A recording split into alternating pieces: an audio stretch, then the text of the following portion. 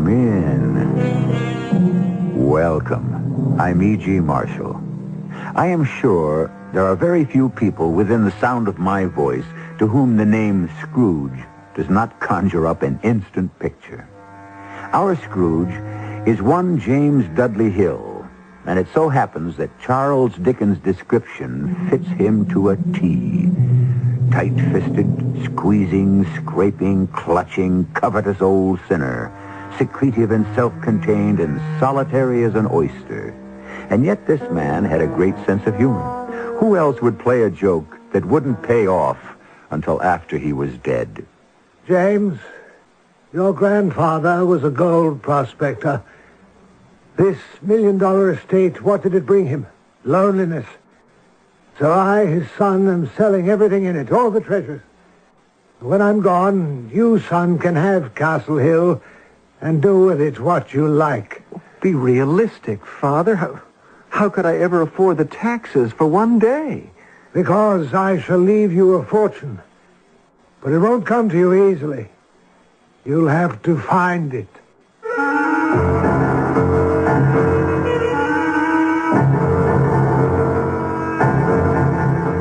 Our mystery drama, The Midas of Castle Hill, based on a story by Robert Barr, was adapted especially for the Mystery Theater by James Agate Jr. and stars Norman Rose. I'll be back shortly with Act One.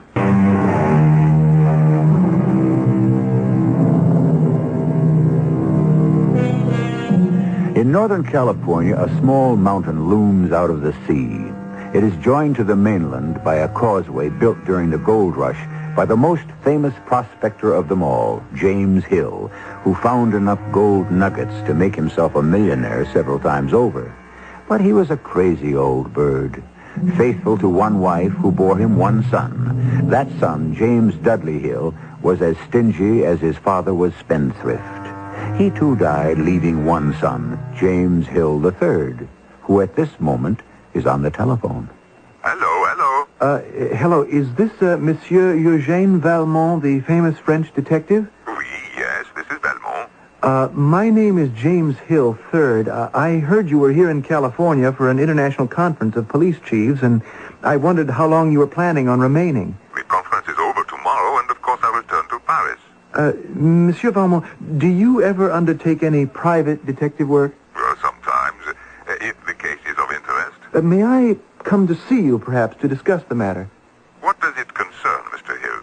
Well, I have inherited the family property of Castle Hill, and No, you do not understand me. I do not wish details. Is it a case of mysterious death, insanity, a disappearance of a loved one, a cryptic note, missing money? Monsieur Valmont, I think it may be all of those. Vraiment? Then I shall be pleased to listen to your problem. Well, I would like to bring you here, if I may. The scene of the mystery, huh? I am free the days after tomorrow morning, Mr. Hill. I shall expect you at the Alexandra Hotel at 10 o'clock sharp. Oh, fine. I'll pick you up at 10.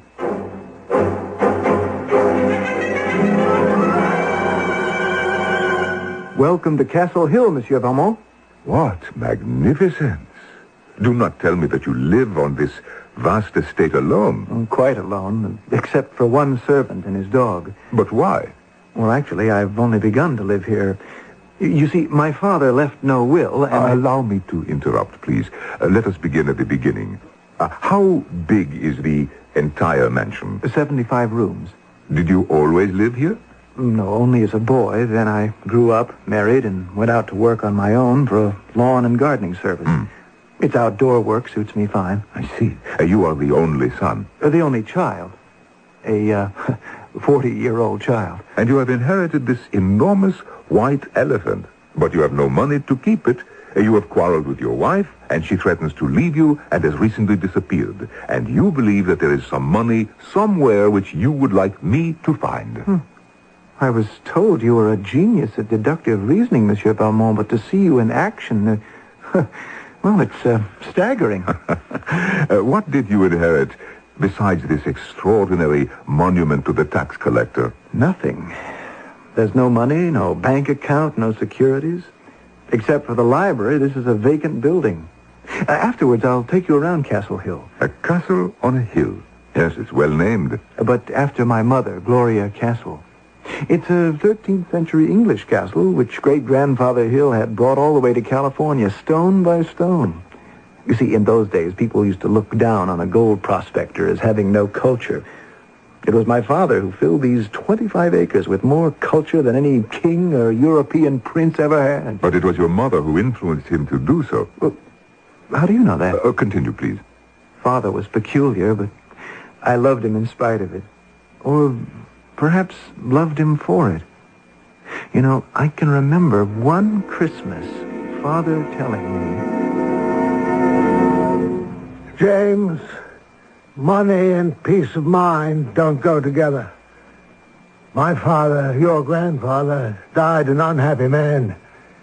He poured millions into Castle Hill, and what did it bring him? Loneliness. Your grandfather used to say finding gold gave him the only happiness he knew. Exploring, locating, digging, the act of discovery gave him happiness. I had happiness once.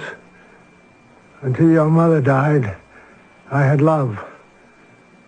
Now that she's gone, I shall dispose of everything in this house, all the statuary on the grounds. Let others who go to museums enjoy them. You're going to sell everything, Father? Every single thing. I've been accused of being miserly, rich, and crazy, and thought of as a nutty Midas. Well, maybe I have been. When I'm gone, son, you'll have Castle Hill, and you can do what you like with it. Well, be realistic, Father. How could I afford the taxes for one single day? I'd be ruined. You'll have something. I'll leave you something. But it won't come to you easily. You'll have to hunt for it. Leave me something? But what do you mean? I'll be frank with you. I'm disappointed in you, my only son. I took my father's fortune, invested it in banks and railroads, and tripled it. You, James, how old are you now? 35. Yes, you're 35. In 35 years, you haven't shown any of the Hill gumption. You scraped through school. Now I hear you're thinking of getting married. At your age? Well, is there something wrong with that? There's something wrong with being a nobody. So I'm going to have my own little joke.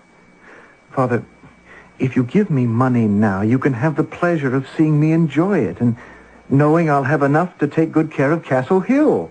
Give you? You've been on an allowance since you were 5 years old. How much do you make in that garden place you work in? Not enough, I'm afraid. Because you're not worth more. Well, maybe after I'm gone, you'll start showing a little initiative, carrot at the end of a stick. That's where your grandfather got the mules to move across mountains back in the gold rush days. There isn't going to be any will. If you're smart enough, you'll inherit. If you're not, well, then I guess the state of California is going to get a nice big present. On your way out, tell Browning I'm ready for my whiskey. That's what he said, Monsieur Valmont. If I'm smart enough, I'll inherit. And that was the last time I saw my father alive. Well, disappointment can make a man do strange things. What do you mean? It is quite obvious that this house, its valuable furnishings, the grounds, all had no more meaning for your father when your mother died. That was why he wanted to be rid of everything, not to punish you. He never told me that, but, you know, you may be right. Sorrows are very private. Perhaps he did not tell you because he did not think you would understand. Who is this Browning? Oh, I guess you could call him the family's most faithful servant. Came here as a boy. He was brought up in this house by the cook, but she's dead now. How old is your Browning? Oh, I'd say about 50. 10 years older than I. Now that my father's dead, I told him he'd better get himself another position. And he said no.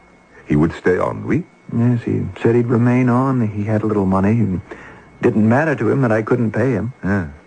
Well, I would like to meet him, this family retainer. No sooner said than done. Well, that is quite a bell to summon the servants. Yes, my father's idea. So no matter where on the grounds they might be, they'd hear him. He had an elaborate system of rings for the gardener, the chauffeur, butler, and so on. May I tie it? Oh, certainly, Monsieur Valmont. Just give the bell pull a good tug. Beautiful tone. Well, where is your man? How stupid of me. I just remembered. Browning hasn't been well for some weeks, ever since my father died, in fact. Refuses a doctor, spends a good bit of time in his room. Just his dog to keep him company. Well, never mind. I will see him later. No. I insist. Let me go have a look myself. Monsieur Valmont! Monsieur Valmont, come here, quickly! What is it? What is wrong? Mon Dieu, qu'est-ce qui est arrivé? I found him in the hall here like this, lying on the floor. The man is bleeding. Look, he's coming to. Browning, what happened? Mr. Hill, do you have some bandages? Yes, I'll go see. I'll be right back.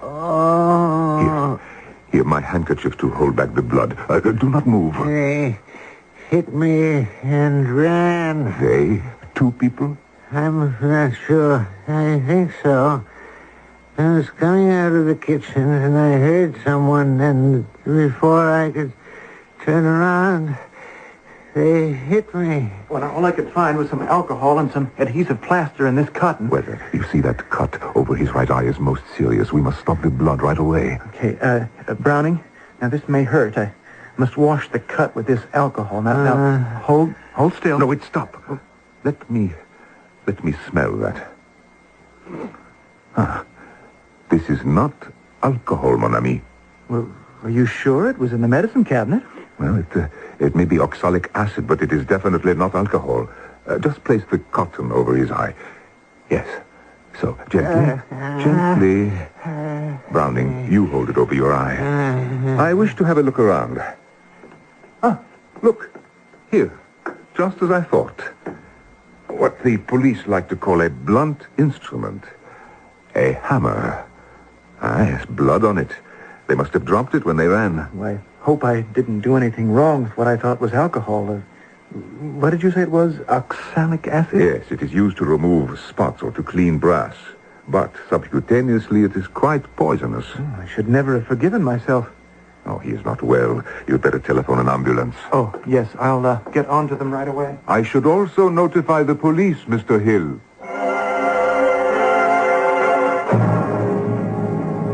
Why would anyone wish to attack me? Me? The very question I was going to ask you, Mr. Browning. You know of no one who would have anything to gain by getting you out of the way? I have nothing of any value. And you are certain that it was 2 men? Quite, sir. Can you describe them? No, I'm afraid not. My back was turned. Too bad. No description, no motive, but at least we have what may be the weapon. Inspector, the ambulance and the police will be here any moment.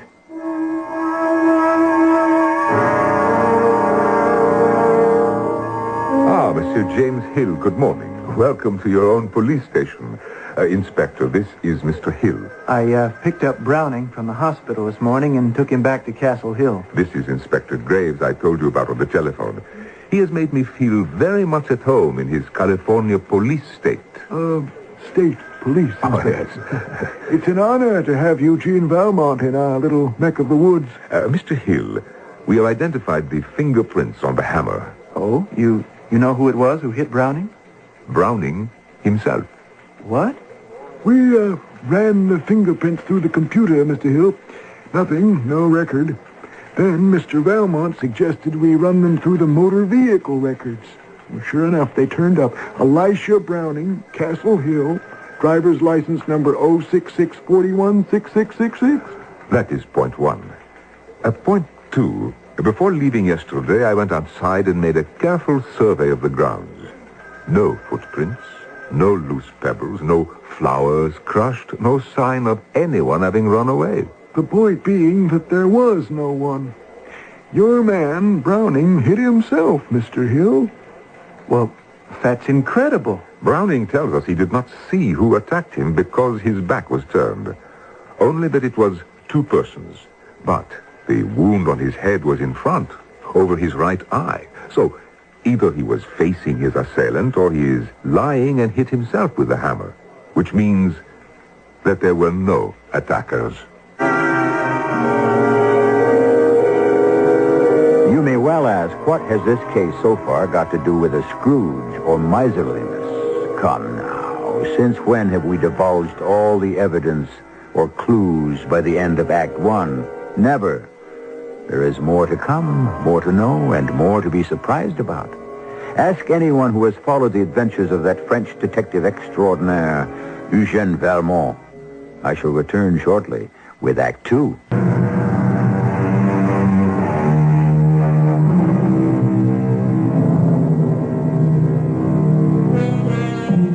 Deceit, the bard tells us, springs from unreasoning fear. If indeed Elisha Browning, servant and longtime friend of James Dudley Hill, tried to deceive Eugène Valmont and James III into thinking he had been attacked, why did he do it? What was he afraid of? Surely there must be more to this than meets the eye, as you faithful followers of Mystery Theater all know. But why? One doesn't hit oneself over the head and draw blood so badly you have to be taken to the hospital for stitches for no reason. Well, one day your Mr. Browning will tell us himself. I think we'd better have your butler in here for questioning. I would rather pursue this case without, how you say, tipping off this Browning. May I? Huh? It's your case. After all, if a man hits himself on the head with a hammer, that is not against the law, no? No, but If he wishes to pretend he has been attacked by two assailants, that is also not against the law, no? no. What we must discover then is the why, or as we say in Paris at the Sûreté, the who. Who profits from the crime? But, Inspector, there has been no crime. Perhaps yes, perhaps no.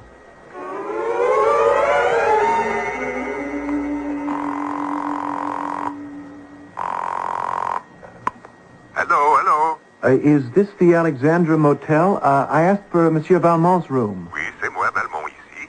This is Valmont. Oh, this is James Hill. I thought I'd be hearing from you. Well, I've been very busy sightseeing in your California. But aren't you interested in my case? Well, that depends. Monsieur Valmont, look, can I come by your hotel and we can talk? I'm going to your land of the Marines to see the training of SEALs. What? And I'm leaving in practically a few minutes. Oh, to Marine Land to see the trained SEAL, sure. You have been there? Well, let me pick you up and take you. I'll be there in 15 minutes.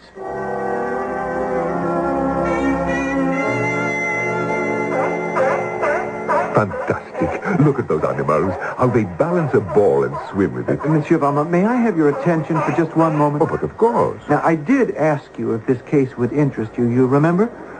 My dear Hill, you spoke of a missing wife, a missing money, missing will, missing brains. But what I have seen so far is not of too much interest to Valmont. But these wonderful aquatical acrobats are of great interest. Mr. Hill, a man hits himself on the head. He is not a criminal. He is weak in the head. But Browning insists that he was... Insists? I tell you that he was not attacked by two men. And if he did not hit himself, then it was by someone he knows. So how my father disposed of millions in cash somehow does not interest you? Me? No. You? Yes. I understand. You wish Valmont to help you find it. Of course, there is money somewhere, maybe even inside your Castle Hill. Do you believe that? Your father sells everything. Furniture, painting, securities, n'est-ce pas? It must be somewhere. One does not burn money. But I've looked everywhere. Monsieur Valmont, if there are millions, I'll share them with you equally. Now, is that fair? It's very generous. Do you ever take a case on speculation? Speculation? Yeah, what I mean is, do you accept a case on a contingent fee? In other words, monsieur, no results, no pay. I am afraid I could not accept such an offer. When I take on a case, it is 24 hours in the day, all of my time and attention. I try for success, but I cannot order it à la carte. In the meanwhile, one must live, and that is why I must charge for my time. Mr. Hill, earlier you spoke of some communication from your late father. Yes, I found it when I was trying to put his books in order in his library. have it with me. Please, read it. Very well. Let me see. My dear firstborn, you will find your fortune between a couple of sheets in the library. Your father, James Dudley Hill. That's not what I would call a legal will. Oh, it doesn't have to be. I'm the only heir. But you have no money to pay me for my assistance. And right now, no wife either. Well, the trouble is, Valmont is a romantic. Perhaps I could make an exception and spend one day at Castle Hill. Just one day? Just one day. And then I will decide. Ah, so this is the library. Huh. What did your father do? Read newspapers on the floor? This is just the way we found it. We searched here for days on end. Just a moment. We? Yes, Browning and I. I want to talk to him later. Now, Mr. Hill... Monsieur Valmont, why don't you call me James? Would you? Yes, James. James, was your father a religious man? I wouldn't say so. I can't remember him ever going to church. Do you know, I knew of a case where an heir expected a large sum of money, and his bequest was the family Bible, which he threw into the fire. He was that angry. Afterwards, he found out he had destroyed thousands of pounds of English banknotes. Good Lord. The object being to induce the legatee to read the good book or suffer through the neglect of it. Well, we haven't left one book unopened. As soon as I read that my fortune would be between a couple of sheets, well, you can imagine. And Browning, did he know? Well, if he did, I never told him. All I said was that it was important, and whatever piece of paper he found anywhere, to be sure to let me see it. The man is no idiot. Browning may well have discovered what you were looking for when you were not here, and he may not have told you. Oh, I can't believe that. He's lived at Castle Hill for 40 years, served my father for 30. My father was very fond of him. But left him no money. Well, that's true, he didn't, but we treated him like a son. Évidemment. Left him nothing, like his son. James, I am frankly suspicious of this man. Would you mind now showing me to his room?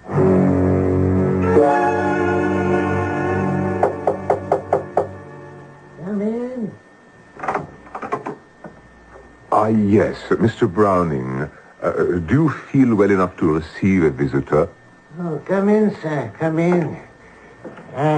Excuse me for not getting up. Oh, that's perfectly all right, Browning. You remember Monsieur Valmont? He has a few questions. If you do not mind, James, I would like to talk to Browning alone. Of course. Tell me, how does your head feel today? It's felt better. Please, sit down. Thank you.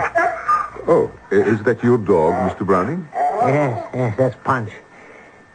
He never leaves my side. You are the famous Eugene Valmont, the French detective, am I right? I am Valmont, yes. I've been thinking about when I was clubbed. It, wasn't by two people. Vraiment, really? Not two? No. I heard something. I was reading an old newspaper. When I turned, there he was, one man. It all happened so quickly, I was stunned, blinded. I imagined there were two. Interesting. That hammer you were hit with, do you have occasion yourself to use such a hammer? Well, lately, quite a lot. Master James instructed me to open every wooden box I could find in the cellar. Most of them just contained rubbish, old bills. All over the house, we have all sorts of tools, and they're everywhere. You'll find nails and saws in a bathtub, and hammers in the kitchen. Master James' father did everything himself with his hands. He didn't believe in electricians, plumbers, carpenters. He was a very handy man. Have you seen the master bedroom? No, I have not. What would I find there? The master turned it into a workshop, an iron foundry. A foundry? What is that? Why, if an iron gate needed fixing, he'd melt up the iron and bang out a new hinge for it or something. Oh, he was absolutely mad at the end, mad as a hatter. Imagine keeping tools in the kitchen. That hammer that you were hit with, Browning, did you know it only had your fingerprints on it? Well, I shouldn't wonder. The person who hit me was wearing gloves. You saw that? That's the last thing I did see. Why didn't you tell me before? Well, you didn't ask me. Yes. I do not suppose that you noticed what kind of gloves they were. Yeah, I did. Green gloves, like gardening gloves. We have a pair in the kitchen. Mr. Valmont, sir, am I being suspected of something? At this moment, only of not telling all the truth. Did you find out anything, Monsieur Valmont? He does not remember very much, but he still insists that he was attacked. Well, did you tell him that his were the only fingerprints on the hammer? He explained his assailant wore gloves. Nor was it two men. Now he says it was one man. Oh. Well, did he recognize him? No, but he may, in time. Browning spoke of your father's bedroom, an iron foundry. Have you searched there? Oh, it's a foundry, all right. There's an oven for heating metal, a forge, an anvil. Wait just a moment. An anvil in the bedroom. Please show it to me. There she is. Father made a blacksmith's shop out of this room. The forge is built into that fireplace. He made it for himself with Browning's help. Why, there is even, how you say, a bellows. With all that money, he was extremely stingy. If a garden tool was broken, do you think he'd go buy a new one? Never. He'd take it up here, start a fire going, and before you knew it, he'd beaten out a piece of iron on the anvil and mended whatever it was. A broken shovel or spade, rake, anything. Hated things new. You know, there's not a single book in the library that isn't at least 50 years old. Never bought a new book as long as I've known him.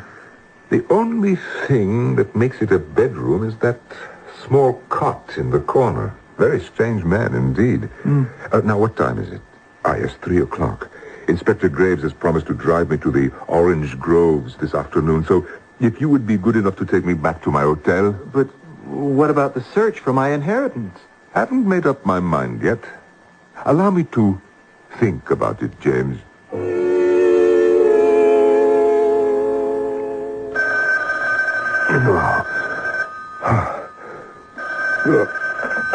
Hello.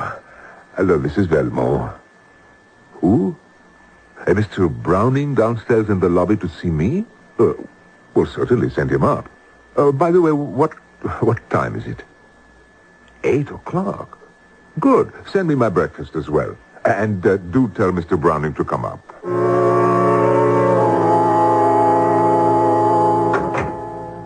Well, this is very early in the morning, Browning. What brings you here? Mr. Valmont, I have no one to turn to but you. Turn to? What do you mean? My life is in danger. I'm sure of it. Ah, at last.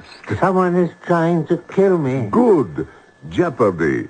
Now the case begins to interest me.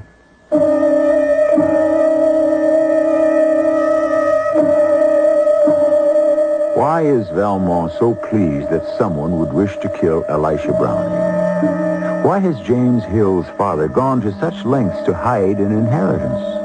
Is there a fortune? If you have deduced the answers, you can pat yourself on the back because those are the same clues available to the Parisian detective.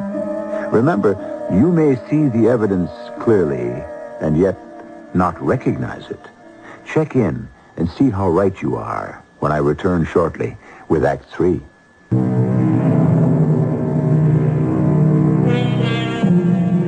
Suspicions, wrote Sir Francis Bacon some 300 years ago. Suspicions amongst thoughts are like bats among birds.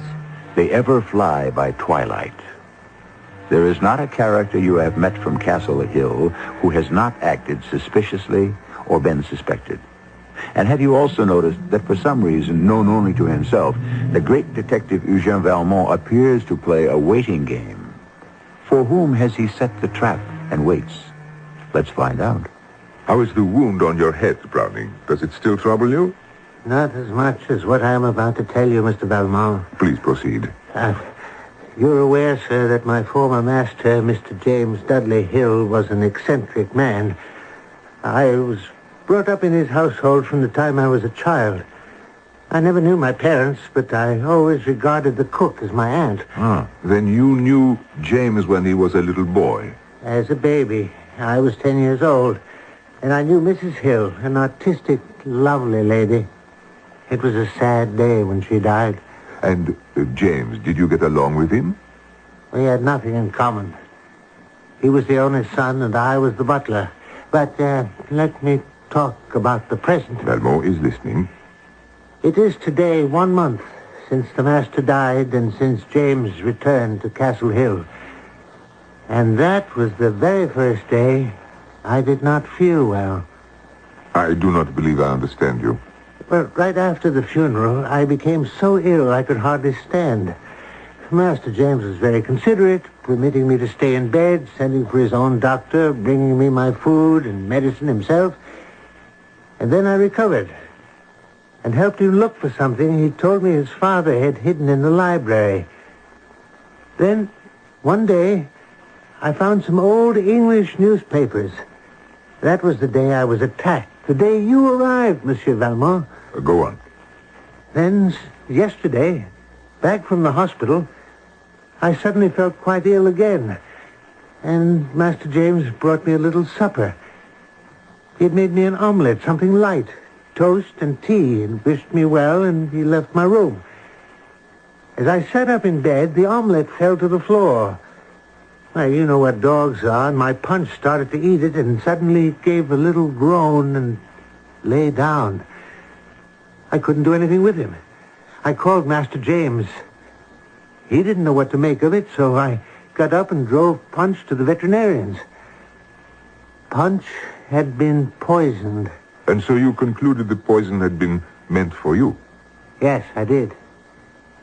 And all my peculiar sicknesses these past weeks, I knew that... I know what you know. You do not have to say any more. What shall I do, Mr. Valmont? Well, you will return to Castle Hill as if you suspected nothing. But I cannot believe what I suspect. Then do not believe it. Is that all you can tell me? I would not eat any food unless I prepared it myself. Why did he try to poison me? I, too, have a question. For you. You knew it was James Hill who hit you with that hammer. Why did you try to protect him and tell me that some stranger had attacked you? You knew? Of course. What am I, a fool? It was as plain as the bandage on your head. But why did you not say something? I was afraid he had taken leave of his senses, sir, as I often thought had happened to his father. I thought it was in the blood, that he had gone mad. James Hill wanted something. What do I have that is so important to him? Oh, so threatening. When you were searching with James, what exactly did you find? Nothing but rubbish. Old bills. The master never threw away a bill. Ah. And where are these old bills? Well, they're probably still where I put them, in a barrel in the cellar. We filled several barrels with useless old papers. Then nothing has been thrown out? No, not by me, sir. Parfait. Now, I want you to show me the way to the cellar and then return to your room. Lock the door if you feel it is necessary. When I have made my examination, I shall ask you to join Mr. Hill and myself in the library. I'll be there, Mr. Valmont.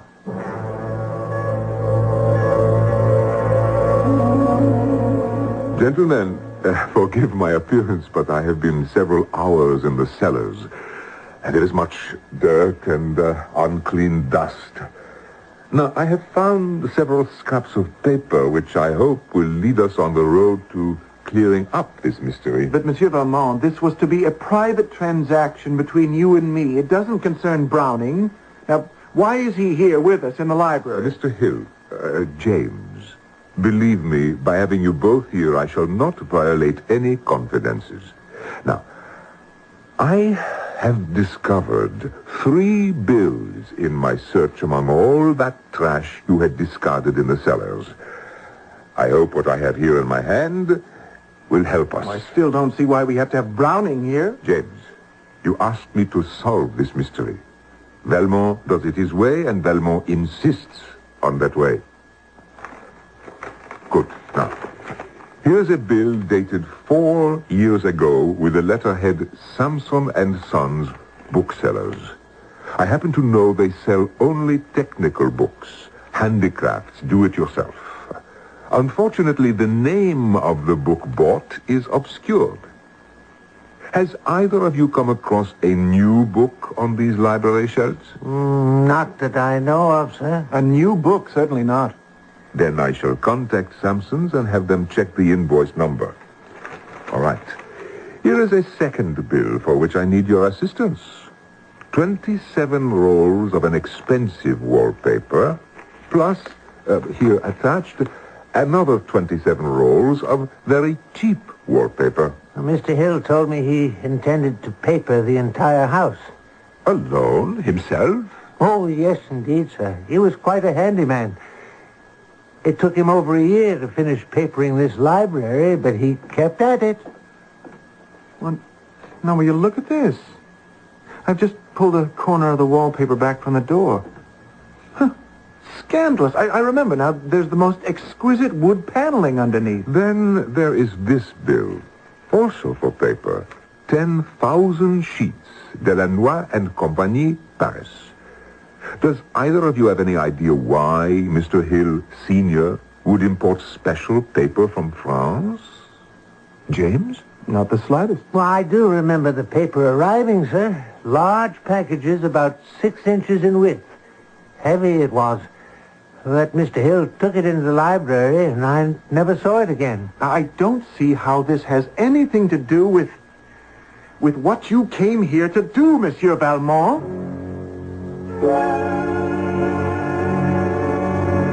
Inspector Graves, I tell you what I find peculiar about this case. Nowhere have I been able to find any information in the newspaper files about James Dudley Hill as a young man. The first news story I find, well, he is 30 years old and he marries Miss Georgia Castle. Well, just because someone's the son of a famous gold prospector, that's not newsworthy even in those days. Besides, I remember reading James's father was brought up in England. He didn't come back to the USA till he was about 30. Lived in England, huh? Well, that might explain it. Why are you so interested in James's father when he was a young man? To reject or verify a theory of mine. Graves, what is it? Car smash up on Castle Hill Road, Inspector. One of those hurt is James Hill III. Well, you don't mean it. I'm on my way. Let's go, Valmont.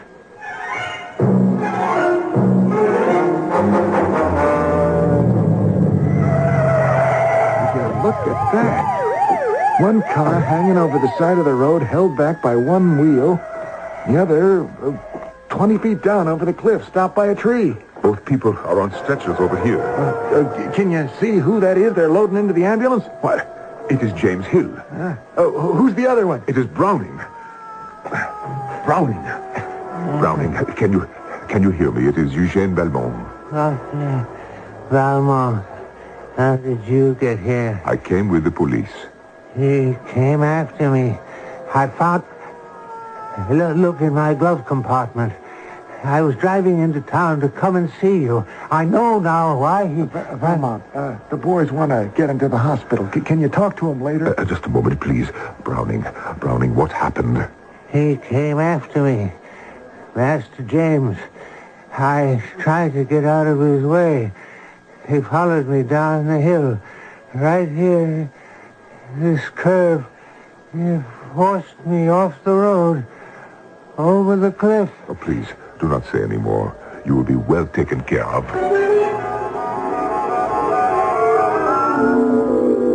Inspector, this is the library. Now, watch me. I take my knife to this place by the door where the wallpaper is a little pulled from the wall, and I pull so. Voila. One piece which I hand to you, Inspector. Good Lord, it's heavy as lead. Not lead, Inspector. Gold. Do you see that anvil and the pile of bricks? That was a furnace. We took it apart. James Dudley Hill sold all of his possessions and purchased gold. In the furnace, he melted down the gold bars, then beat it into almost gold leaf on the anvil. Then hid it between 2 layers of wallpaper. How did you ever find out? I had 3 clues. A book on metallurgy, which he must have bought to learn how it was done, the 2 kinds of wallpaper, and also a bill for a special kind of French paper, very heavy, of great strength, which is used only to make gold leaf on. You mean this whole room is papered in solid gold? That James Hill's gonna inherit millions. I'm afraid not. I want to show you this newspaper. Oh, careful, it is very old. I found it in Browning's car. The London Times, 19th... Well, it's more than 50 years old. Here, let me show you the column. You see? An announcement of the death of Mrs. James Dudley Hill, former Betty Browning, musical comedy performer, died today in the birth of her son. Well, old Hill was married before he came back to California. The son will be taken care of by the Sisters of Mercy at St. Barnabas. Mr. Hill left England and returned to his native California. Betty Browning. Elisha Browning. He was given his mother's maiden name. And was brought up to believe he was no more than a butler. What do you suppose he knows about this? It is not what he knows, but who he is. He will inherit everything. Well, what did James's father have against him that he would leave him nothing? He never approved of his second son. But having hidden away the first, he concocted this joke. And James? I am quite certain that when he was searching for his inheritance, he must have found Browning's birth certificate. And if he could not locate the money, he had to do away with Browning. Well, that winds it up. Belmont, you've done us a big favor. I have also a favor. Before I go home, would you show me how they grow California wine? It is something all Frenchmen would like to know, but they do not dare to ask.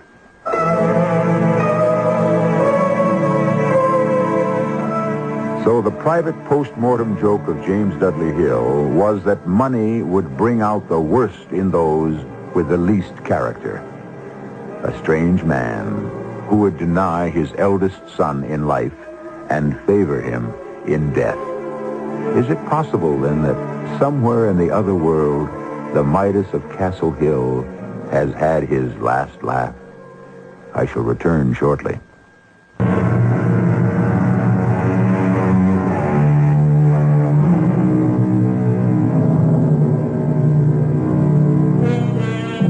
Midas was the mythical king who wished that everything he touched might turn to gold. But when his food and drink became gold, he begged this power be taken from him. No, great wealth does not equal great happiness. We started out with Dickens, and so we shall end. If only James Dudley Hill could have seen things differently, as did old Scrooge at the end, and, as Dickens tells us, opened his heart and laughed. No longer was gold his whole life. Laughter and love were quite enough for him. Our cast included Norman Rose, Russell Horton, and Robert Dryden. The entire production was under the direction of Hyman Brown.